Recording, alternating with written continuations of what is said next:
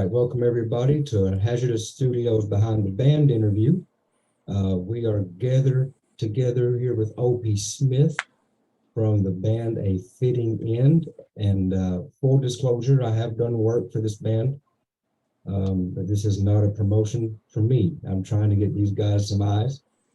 And Opie, welcome, buddy. How are you?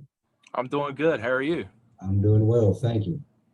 Um, Opie, you are the guitar player and bass, right? We're fitting in. Yeah, mainly guitars, and recently I bought a bass and have started tracking the bass tracks for all of our music as we are now. Okay. And why don't you introduce yourself real quick? Just, how you got started, what are your influences, that kind of stuff. How long you been playing? Just let us know. I'm Opie Smith, and I'm playing like Jonathan said here for Fitting In, and we're based in Charleston, West Virginia. I got started playing guitar probably about I was really little. I'll say that. My best friend's dad, he used to play in a band, and he lived right next door to me. So we kind of dabbled in it when we were young, nothing serious. And when I got to my teenage years, though, probably about 15 or so, I started getting a little bit more serious. I had a couple friends that played guitar and played music, and I had played a little bit of bass there when I first started. I really liked the bass, but something really, really drew me to the guitar. So from there, I just started learning from ear, by ear, learning how to play music and just reading tablature and stuff like that. And funny thing is, I started playing like punk rock stuff and like mainstream pop and stuff like Blink 182 and stuff like that. So that's kind of where I got started in that genre. But as time progressed, I found bands like I always listened to Korn back in the day and Slipknot, things like that, Cradle of Filth, and more bands around that area as I got older and started learning some of that music. And I got really big into Lamb of God. There for a long time, I heard them the first time, and System of a Down. Those were two really really big influences for me when I was younger. And then when I think it was about 2005, I think I first heard the Black Dahlia Murder, and that's the first time that I heard Funeral Thirst, and that was my intro to death metal in a sense. Really, I mean, I've heard death metal before, but when I heard the Black Dahlia Murder, something clicked for me right there. I heard the blast beats and the guitar riffs, and I got really pumped up and excited because this new sound that I was hearing, and they have been a huge influence for me. The Black Dahlia Murder as a guitar player, and that kind of led me into like Rose Funeral, Suicide Silence, Carnifex, Behemoth, bands like that. And I just kept going more and more further into this death metal, uh, black metal-ish type of thing. And funny thing is, when I first heard a true black metal band like Mayhem and Immortal Dark Throne, I completely hated it. And I completely hated it. But once I got a little older, I started listening to the music for what it was. And what I realized was I didn't hate the music. I hated the recording. And I know that was kind of like the aspect of a black metal band. It was just like, hey, let's just set this mic up in the middle of the room and just sound like ass and just play it, And I realized what the music was, at that point. And I really, really started to love black metal and Emperor, Immortal, again, like Dark Throne, Mayhem. And it was funny because my buddy would burn me these CDs with these bands on there, and I would just skip these tracks. I'm like, God, I can't listen to that noise. It's just noise. Right. But I came back to it, and now I listen to a lot of old school black metal. And my goal is to make that black metal sound better at this point, and Right. have a high quality recording, so you can hear all those articulations in the music, those harmonies, those strumming power chords, things like that. So that's kind of where I got started and what led me into all of that. It's pretty much the condensed version in a nutshell, I would say. Right. When I listen to you guys, excuse me, your tracks, I can hear that definition. There's, when I was putting some keyboards to it, I could hear those notes that, I would focus on. And, the first track, the Banshee Nocturne track, there was that point where the guitars did its own thing and it went straight to the left. Right.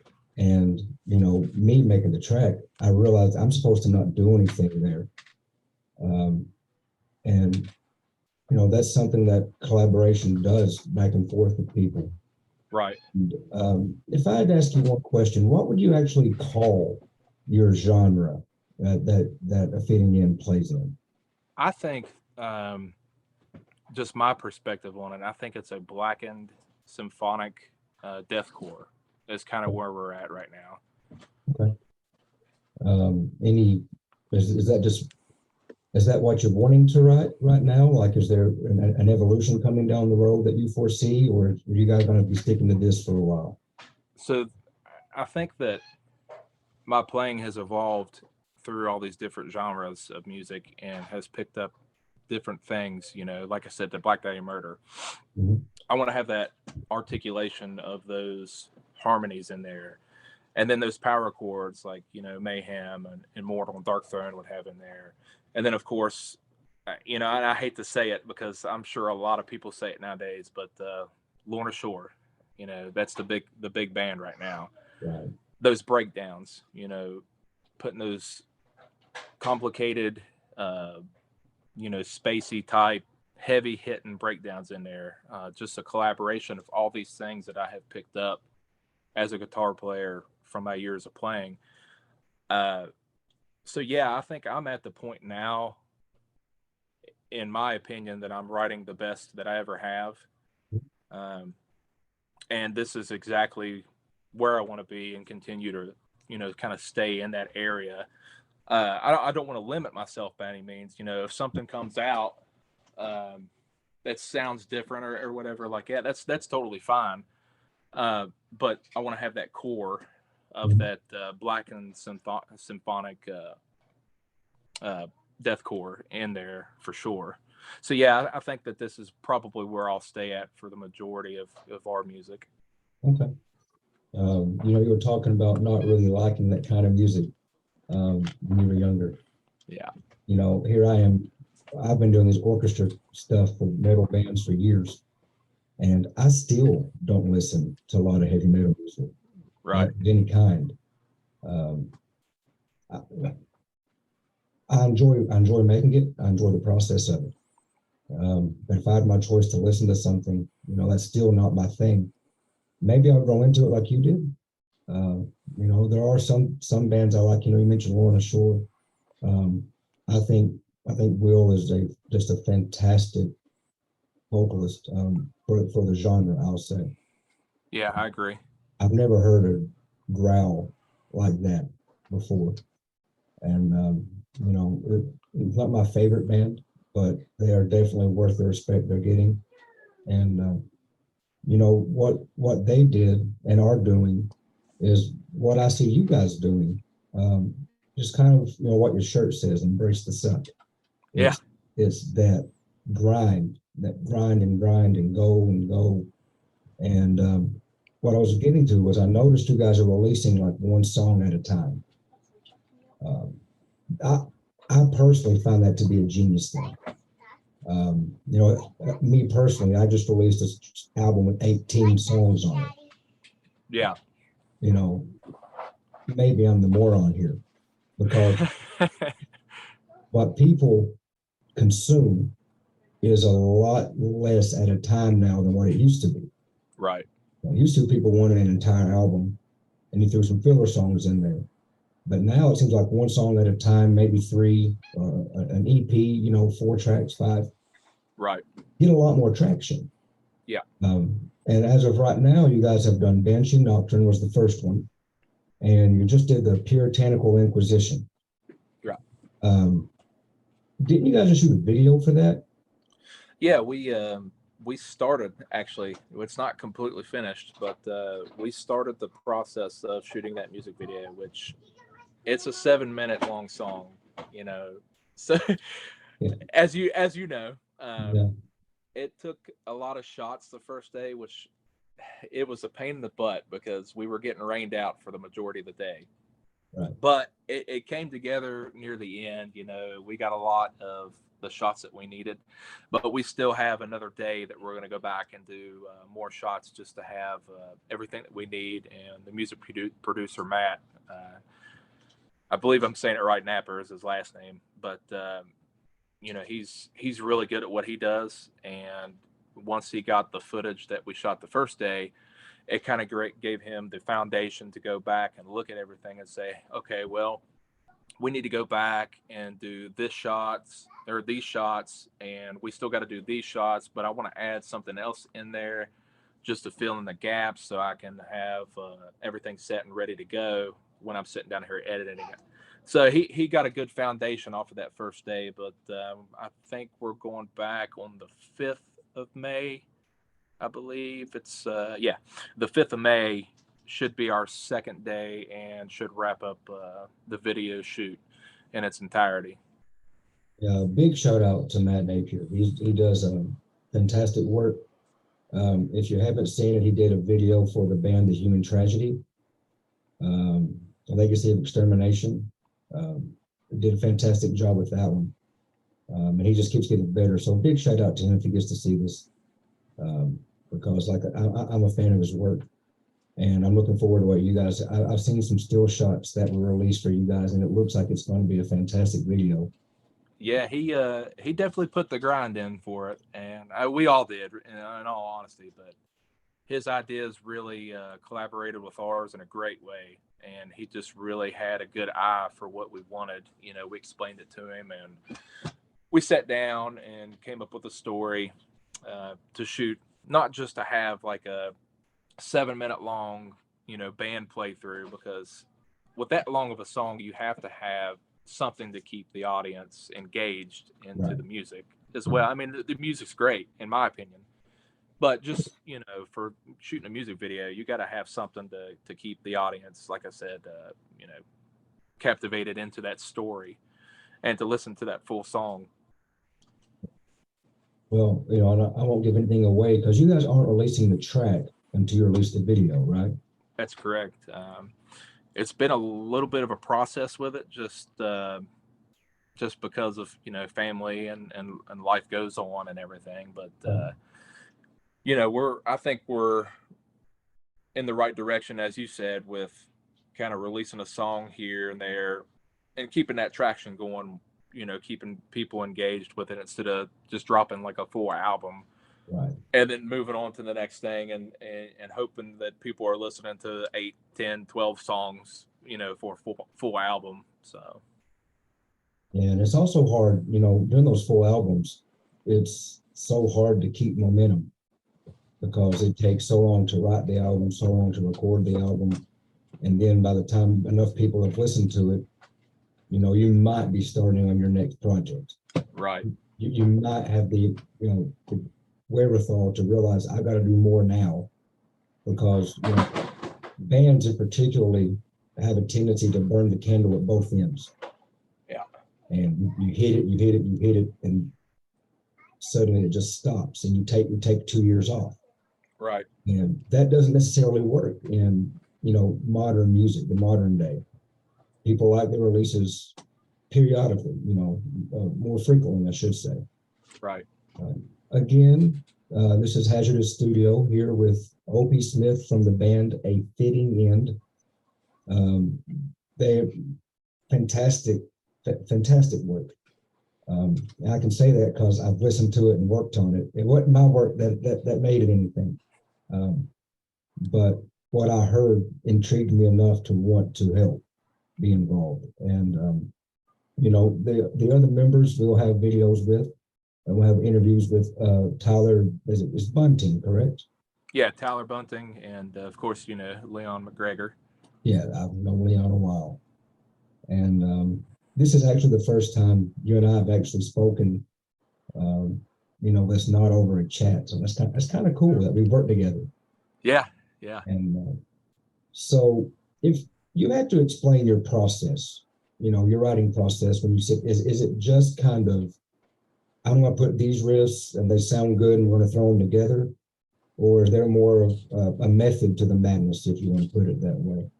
So really, it's kind of randomized, to be quite honest with you. Okay. You know, in my last band and the last couple bands that I've had throughout the years, technology wasn't really where it's at now. Of course, as we all know, you could sit in your bedroom and write a song, which that's currently what we're doing now. Right. Uh, Before, it's band practice, run through what and then start kind of just diddling around and seeing what you like, and everybody's there. We're just jamming and playing and going with it. And now, like I said, technology is where it's at, and the way that it's kind of been going for us is I'll come up with an idea to kind of start a song and get it going, and I'll start kind of shooting it over to Tyler and Leon and seeing what they think.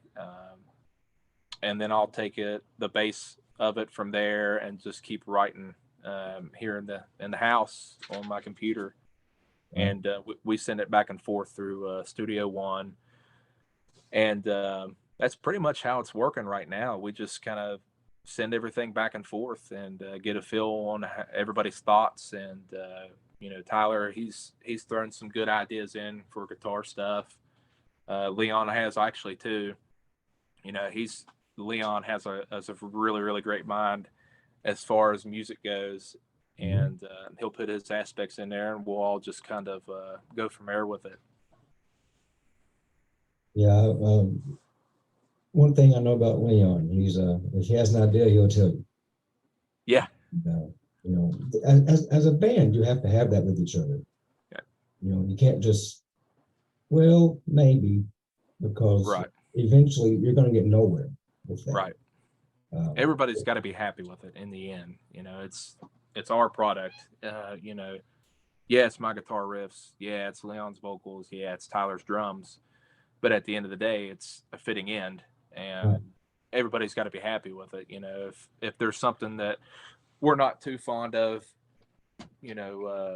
conclusively, we'll kind of adjust fire mhm, and make it work to where we're all like, okay, yeah, that's really awesome. We'll move forward with that.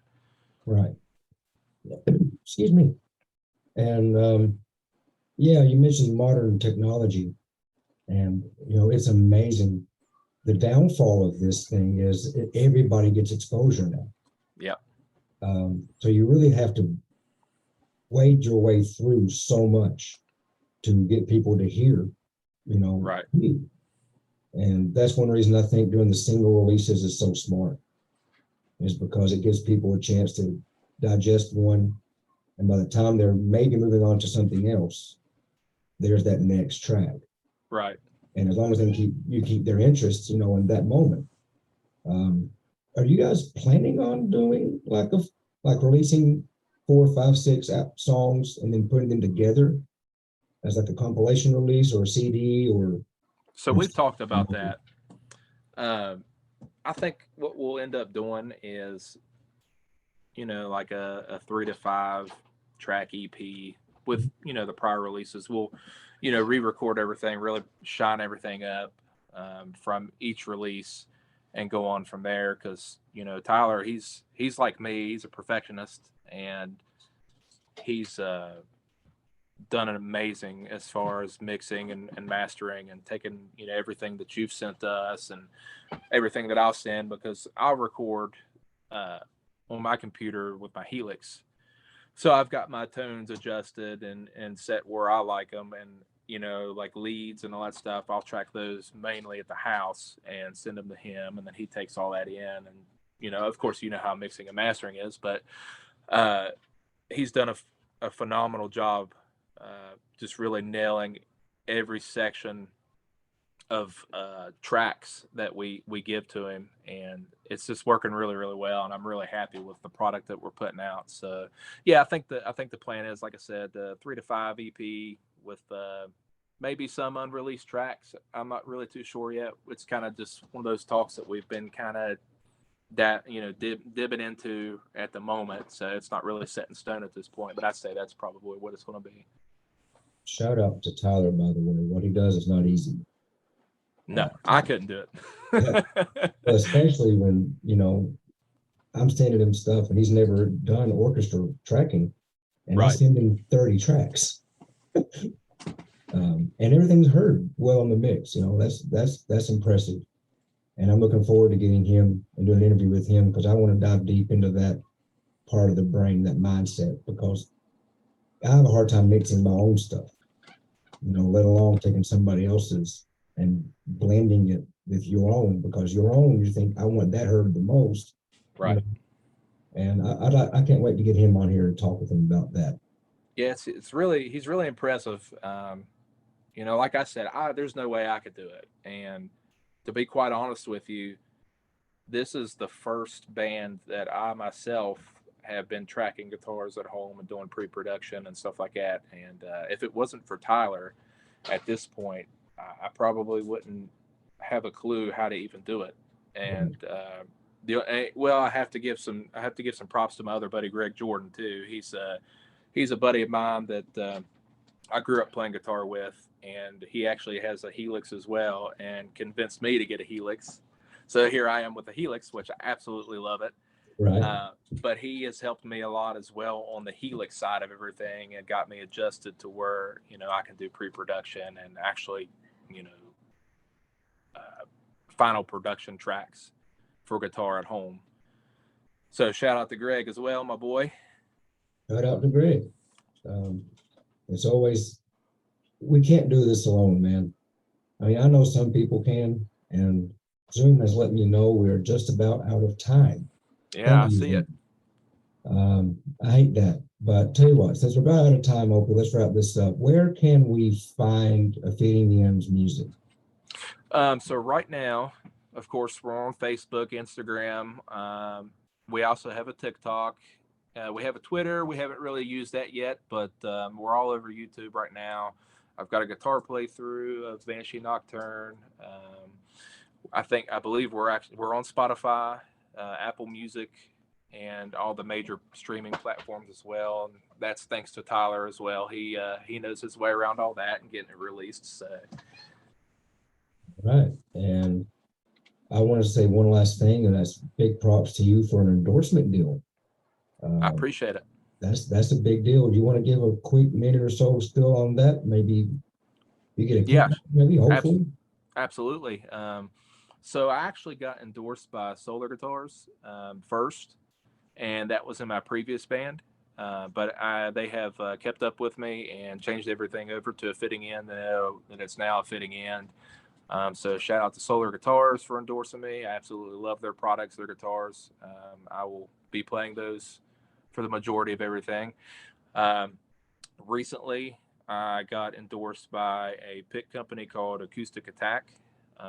They make a specific guitar pick that I tried out, and I was really, really fond of it, and that's all I've been using. So I reached out to them. They checked everything out. They gave me a street team, as they want to call it right now, a street team endorsement. Mm-hmm. And then the next endorsement that I got was from String Joy Guitar Strings, based out of Nashville. They had a representative reach out to me after I had emailed in as well.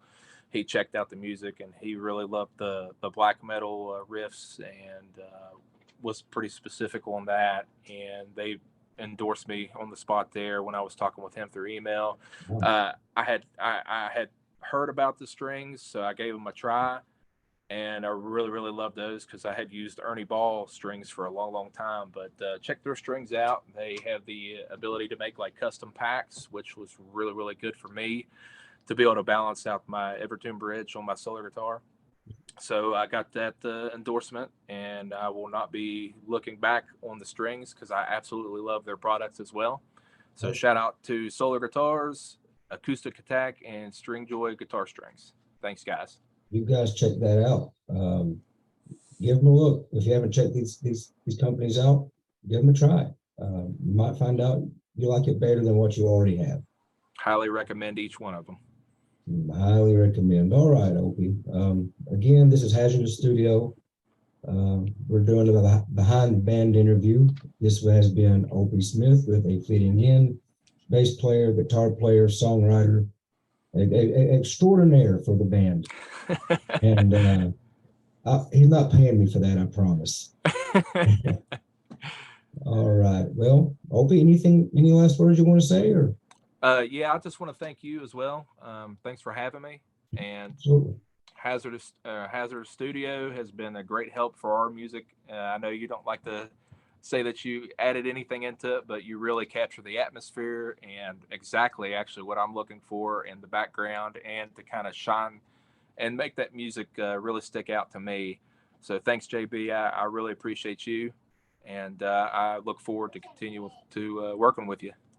Me too. It's been a lot of fun so far. It has. Sounds like you have a child in the background needing some love. Oh yeah, always. Okay. Always. They always need it. Yes, All they right. do. Well, guys, thank you for checking it out. Again, a fitting end, all major streaming platforms. You can find them, Songs, Banshee Nocturne, and the upcoming release, Puritanical Inquisitions. I'm going to have a video for that, and I'm looking forward to seeing it. And guys, hopefully next time we'll have Tyler or Leon on. I'm reading and I can't read and speak at the same time. It's like chewing gum and walking. All right, guys, thank you, and we'll see you next time. Thanks so much. Thank you.